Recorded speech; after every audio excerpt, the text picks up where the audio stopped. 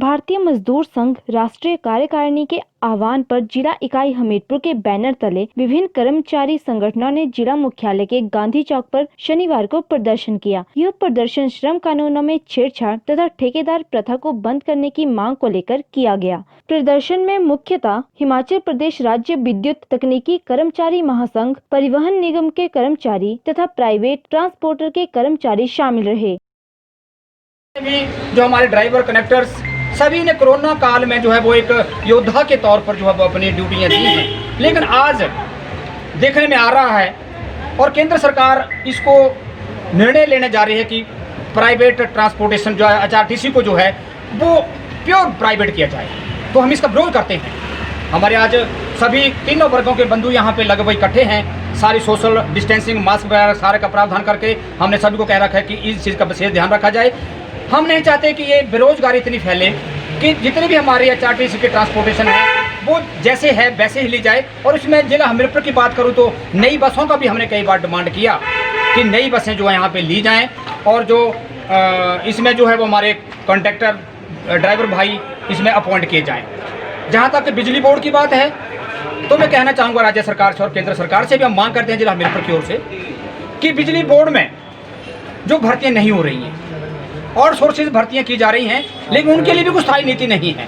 तो हम सरकार से मांग करते हैं कि जो हमारा विद्युत विभाग है उसमें जो है वो नई भर्तियां लागू की जाएं। और इसको भी सबसे बड़ा जो चिंता का विषय है कि हमारा जो बिजली बोर्ड है उसको भी प्योर प्राइवेट करने जा रही है सरकारें, राज्य सरकार भी और केंद्र सरकार भी।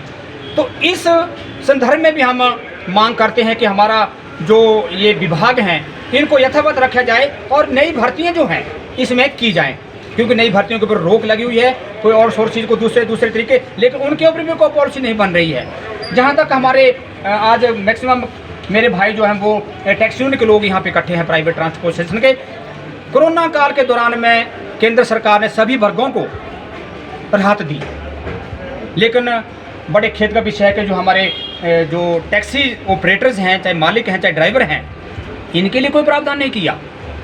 इन्होंने भी अपना परिवार पालना है और जो टैक्स ये जैसे बार बार अपना एक राज्य से दूसरे राज्य में जाना, तो ये इनको हर बार टैक्स देना पड़ता है। तो हम राज्य सरकार से मांग करते हैं कि इनके साल में कम से कम एक बार टैक्स लिया जाए और इनके लिए कोई प्रोत्साहन राशि जैसे बाकी वर्गों के लिए दी, मनरेगा वर्कर्स के लिए दी या दूसरे सभी वर्गों के लिए दी, लेकिन एक हमारा जो ट्रांसपोर्ट के ये जो हमारे जो प्राइवेट टैक्सी यूनियन जी हैं इनके लिए कोई प्रावधान नहीं किया। तो इनके लिए जो वो कम से कम जो है वो 5,000 रुपये प्रोत्साहन राशि के रूप में जो दिया जाए। जैसे कि अभी जो निजी ट्रांसपोर्ट है उनकी किराया बढ़ाया, ये किया, सभी को कुछ ना कुछ कहीं ना कहीं किसी रूप में मदद की गई। तो हम सरकार से निवेदन करते हैं, राज्य सरकार से, केंद्र सरकार से, कि हमारे लाखों के हिसाब से हमारी जो प्राइवेट ट्रांसपोर्टेशन भारतीय मजदूर संघ के साथ है, इनको जो है वो टैक्सीज वालों के लिए जो है वो प्रोत्साहन राशि जो कम से कम 5,000 रुपये जो वो मिनिमम दी जाए। तो इन्हीं के साथ हमीरपुर से ब्यूरो प्रमुख सुरेंद्र कटोच की रिपोर्ट।